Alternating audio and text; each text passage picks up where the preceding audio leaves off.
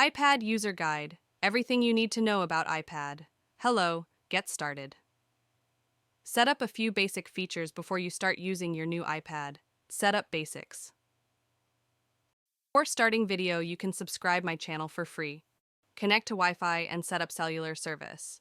To connect your iPad to your home Wi-Fi network, go to Settings, R, Wi-Fi, turn on Wi-Fi, then choose your network. iPad automatically connects to the internet whenever you're home. If you have a Wi-Fi Plus cellular model, you can activate cellular service on your iPad using an eSIM.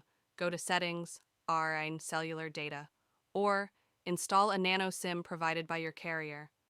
Basics iPad has an easy setup process to help you get going when you first turn on your device. Whether you're just getting started or want to make sure you have the basics set up, you're in the right place. Transfer your apps and info onto your new iPad. When you first turn on your iPad and begin the setup process, you can wirelessly transfer many of your apps, settings, and content from your previous iPad directly to your new iPad. Just bring the two devices close together, then follow the on-screen instructions. Sign in with your Apple ID. Your Apple ID is the account you use to access Apple services such as Apple Music, FaceTime, iCloud, and iMessage. If you don't have an Apple ID, you can create one. To sign in with your Apple ID, go to Settings, C. Sign in to your iPad. If you have an iPhone with iOS 17 or later, or another iPad with iPad OS 17 or later, you can simply bring your iPad near your other device. Otherwise, you can manually sign in. To verify that you're signed in, go to Settings, IR, your name. Your Apple ID appears below your name. Store your data in iCloud. iCloud helps you keep your important info safe and in sync across your devices. If you replace or lose your iPad or it's damaged or stolen, your photos, videos, backups, and more remain secure in iCloud. To turn on or change the features you want to use with iCloud, go to Settings, BR, your name, iCloud. Now a man will tell you more about iCloud.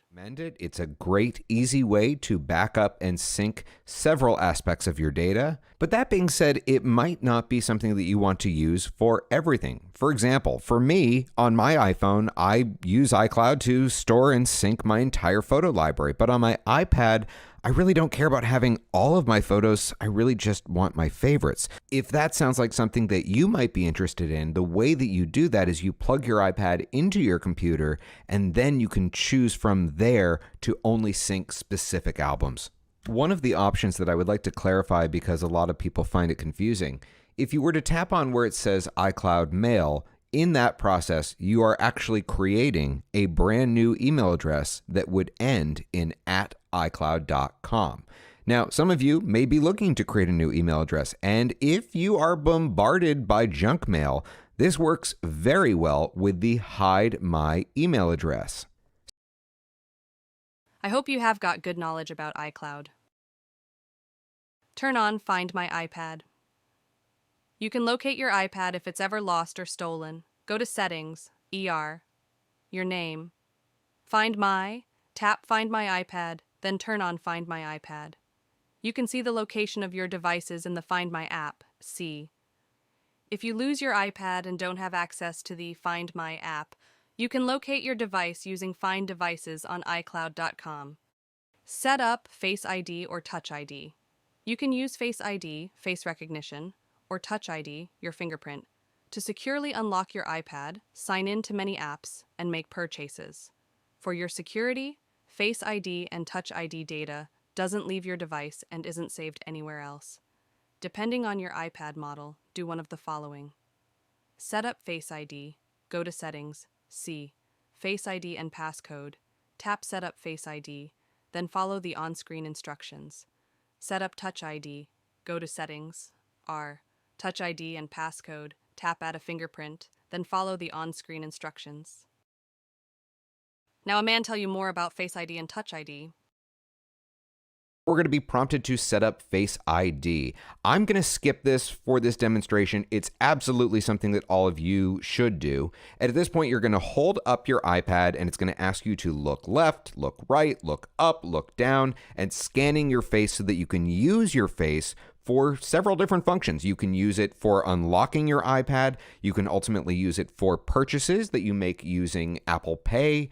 And one of the best functions is you can use it for filling your passwords. Even if you use Face ID, you still have to create a passcode. Now, as you can see here, it's asking me to create one that is 6 digits long. I always tell people, look, this is not really the password that you have to be so concerned about making complex. That's other stuff. So I'm going to change this over to a 4-digit passcode, and I'm going to do the thing that you should never, ever do, and I'm going to make it 1111. And as you can see here, my iPad did not like that. It says it's too easily guessed. Well, guess what? This thing's getting wiped as soon as we're done with this demonstration, so let's make it 1111. Please like and subscribe for more techful content. Thanks for watching.